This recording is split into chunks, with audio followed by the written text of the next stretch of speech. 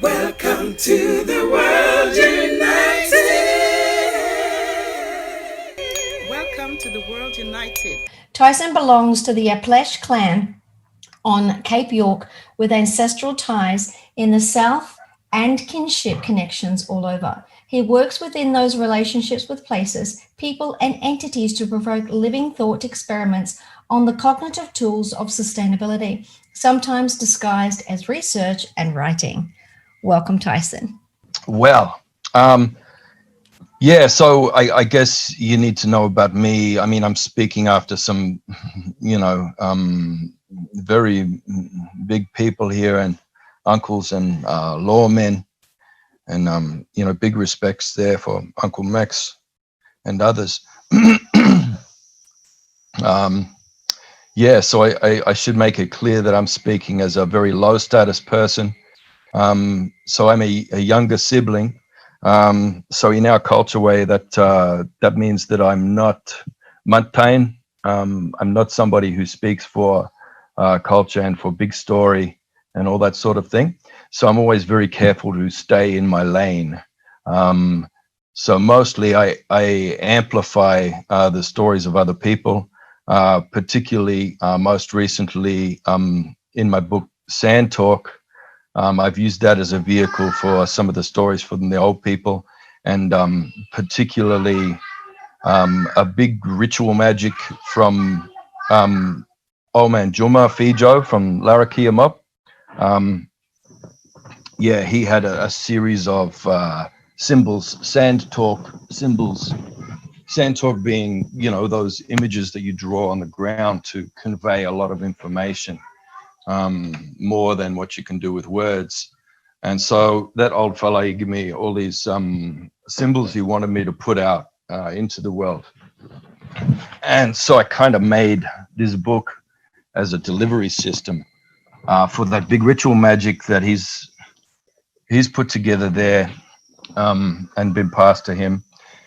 And that's designed to bring the 7 spirit families home and together.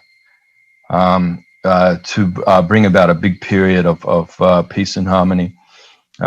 So that's out in the world. A lot of people read my book and say, "Oh, that's changed me at the genetic level. Like I feel changed at the molecular level. I keep getting like 100 messages a day like that."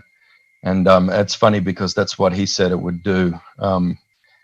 He said it's there to change people's DNA. Like it shifts people completely at that level. Yeah, so I'm speaking as quite a low status person in my community and in my culture, and I'm very happy to be in that position, because we don't have this, we're not supposed to have this narcissism, this ego of wanting to be special. So, I mean, you learn that in the earliest stages of law. It's the first thing you learn is I'm not special. So I very much, I stay in my lane.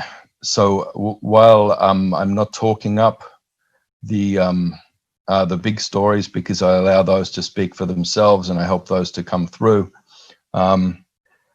what I can do is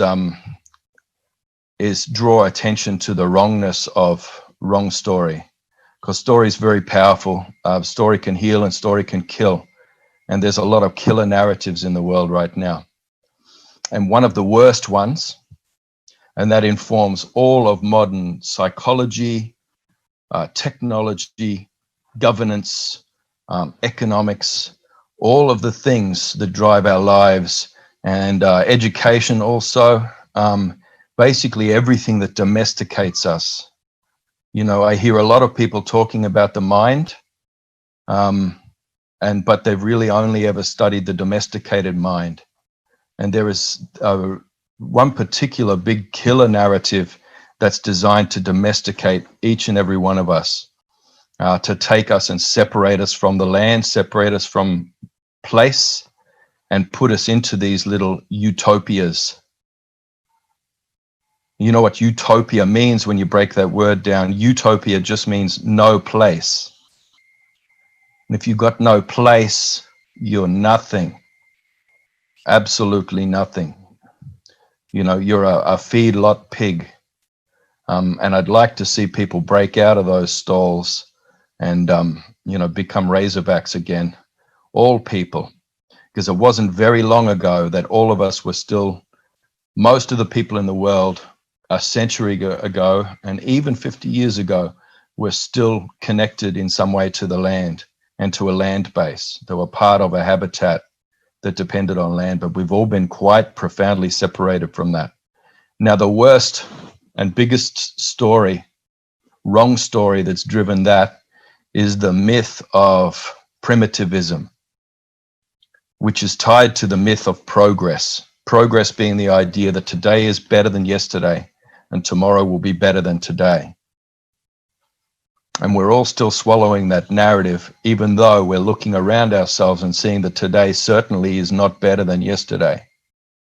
We have some legacy issues, which I might get to if we had a longer time to speak. But let's just talk about this myth of primitivism for a start, because that's driven the science behind all the game theoretical madness that has determined all of the major disciplines that have been used to domesticate our minds. So this narrative tells us that we are based, as we've heard, that our minds are based on, you know, very simple things like pleasure and pain responses. And more importantly, fight or flight. There's a theory that says it's fight, flight, or freeze. That we have those responses to danger and that really we're all just seeking safety. If you look into our Aboriginal languages, you'll see there is no word for safety in any Aboriginal language. There are plenty of words for protection because we protect ourselves and we protect those around us and we protect our land, and we all do that together and we have each other's back. There's a certain agency to that. Safety is something that's conferred on us as domesticated humans by an outside agency, by an institution. And I think all of us right now in the world are learning that we can't trust those institutions anymore. Now, those institutions have sold us the big lie of primitivism, that Hobbesian nightmare whereby we're all, you know, all of our ancestors as human beings were living in primitive squalor, in brutish misery with short, miserable lives, even though the actual science tells us that in the last 10,000 years, since the advent of civilization, we've actually lost brain mass in the last 10,000 years, about the size of an apple. That's how much of our brains we've lost. But it doesn't really matter the size of the brain, the same as it doesn't matter the size of any system. What's important is not the growth of that organ or the growth of that system, it's the increase within it, the increase of relationships, connections. And that's what our increase ceremonies have always been about. And our minds have always been far more complex than just this behaviorist idea of stimulus response, you know, learning basic things like a farmyard animal, of avoiding pain and attracting ourselves towards pleasure. And, you know, constantly walking around in a state of hypervigilance, fight or flight, never knowing when a tiger's going to jump out and eat us. But here's the thing, you talk to any Indigenous person, any Indigenous group on the planet that still has a connection to what they're calling Paleolithic lifestyles. And you know that we always know where the tigers are. We have a totemic relation to that tiger or that predator. You go to any remote Indigenous community in the far north of our continent, and you'll be hard pressed to find any case ever of a local Aboriginal person being taken by a crocodile. Plenty of tourists get eaten, but your local Aboriginal people don't get taken by crocodiles. That's for two reasons. A, we know the language of the land that Uncle Max was talking about. So we follow those signs and we know, always know where the crocodiles are and where it's safe to swim, where it's safe to fish. We always know that because we're in relation with that crocodile and we're in relation with that landscape. We're embedded in it. Now, the kind of cognition that's needed, the holistic cognition that's needed for that is massive, intricate, complex, and we don't hold it in just one mind. There's nothing in your mind and there's nothing inside of you. All your knowledge is held in your relationships between you and other people, your kin, everybody you know, and more importantly, the land around you and the non-human entities that you're connected to in vibrant pairs. And smaller exclusive groups and then larger inclusive groups. We all have these. We're at the center of these expanding circles, these ripples. And that's where our mind is. And it's a lot more complex than what these wrong stories are leading us to believe. So all of the technology that's been developed for you, even this platform we're looking at now, that's been based on wrong baseline data, invalid data. It's all based on that flawed assumption that the human mind is based on fight, flight, or freeze responses. That's what would happen if you took a modern domesticated human and dropped them in the middle of the bush. It's all about survivor, nuts and berries, trying not to die. That's not what an indigenous life is like. That's not what a human being is like. Every single one of us is born indigenous, and we have to be twisted and deformed and mutated by these evil narratives to become the feedlot pigs that we are, to become these little reactive organisms that respond only to fight or flight, pleasure or pain responses. You know, we're Pavlov's dogs in this society. And it's always been wrong science, wrong data, wrong information. Napoleon Shannon did the definitive study of this that built game theory. Way back in the day, he went and studied the Yanomami Indians, and he called them the most violent people on earth. He went in and he asked them all of their genealogies. And so they told him all of their relations. And then he fed all of that data into a computer. And then he gave them a handful of steel implements like machetes, etc., and then watched them fight over those things. And the fights, I've seen the footage, they were quite ritualized. Nobody was getting hurt or anything like that. But what he did was filmed hundreds of hours of footage of them fighting. And then he decided they couldn't possibly know their genealogies and kinship ties, even though they told them to him. He said, no human mind could hold all of that. Only my computer can. So these people must be unaware of their genealogies. But in the fights, they're still backing their family members. And they couldn't possibly know who their family members and, you know, ancestral connections are. So therefore, there must be a selfish gene in the human body, and we must be just machines that are being driven by primitive instincts to replicate our DNA and to survive. And that's where the whole game theory thing came out of, that flawed data. Around the same time, a female anthropologist went and studied the same people, and she wasn't looking at their fighting and genealogies. She was looking at their child-rearing practices. And she wrote the book, The Continuum Concept, out of that showed these people to be some of the most advanced societal organized people on the planet. She showed them to be profoundly peaceful and to have the most perfect child-rearing practices that she'd ever seen. And a lot of people have followed the pattern in that book and raised real children outside of that terrible narrative. But that terrible narrative has destroyed everything. It's burning the planet, and it's been weaponized by two generations, the silent generation and the boomer generation, to protect their legacy of stolen wealth. Those two generations have sucked this planet dry to create a bubble, an illusion around themselves where they can live like kings. So, you know, I keep hearing people say, oh, but life today is so much better than it was for your grandparents. No, it wasn't. if you're a non-Indigenous person, or, you know, if you belong to the dominant culture, you know, your parents and grandparents were able to do unskilled labor for a few short years and then own like 2 or 3 houses off the back of that. And they're sitting on all that wealth and all that capital now, that capital that's been leveraged from our land. Land-based capital is still 60% of the capital on the planet today. And all of that is leveraged, you know, for all of the speculation and futures trading that you see today. It's leveraged for debt. And it's pretty much burning the entire global economy.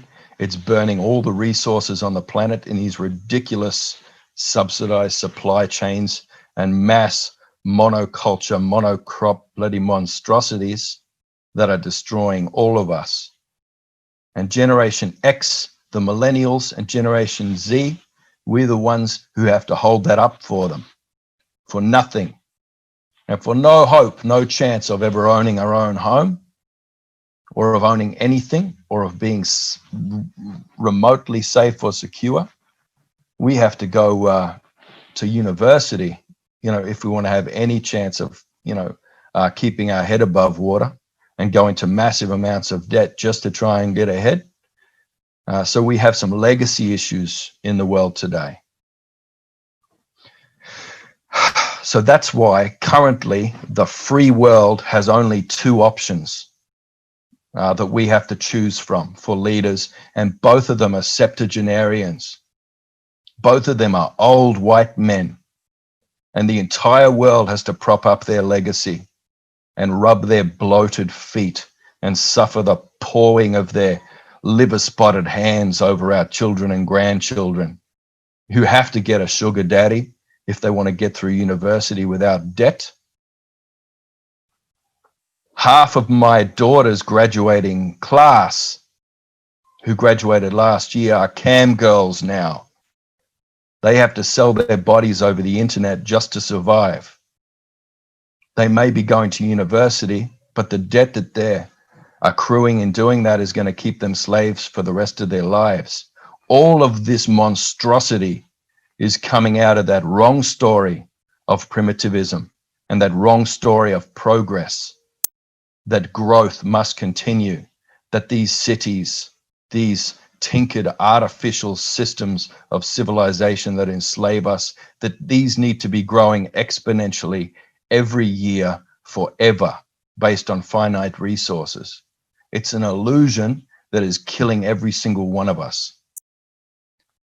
And what we need, human beings, all human beings, I believe, have one right, and one right only, and that's the right of return. We all have a right to return to our habitat, to land. Every single one of us needs to exist as an organism embedded in a landscape. And I believe that it's going to be the task of Indigenous people around the world to bring everybody home, to bring people back under the law of the land. That language of the land that Uncle was talking about, it's there. And that law is in the land and in the language of the land. And we all need to come back under it. And if we can't bring everybody home under that law of the land, then everything and everybody is going to die.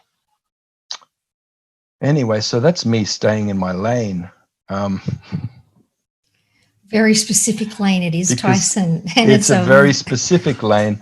So I can really only talk up the wrong stories as a low status person, but I believe that everybody needs to be aware of the wrong stories and to purge them from their minds, and more importantly, from the foundations of their disciplines in psychology, economics, governance, education, all of the corrupt institutions that are eating our planet alive to protect the thrones of a couple of generations of idiots who don't want to let go of what they've stolen.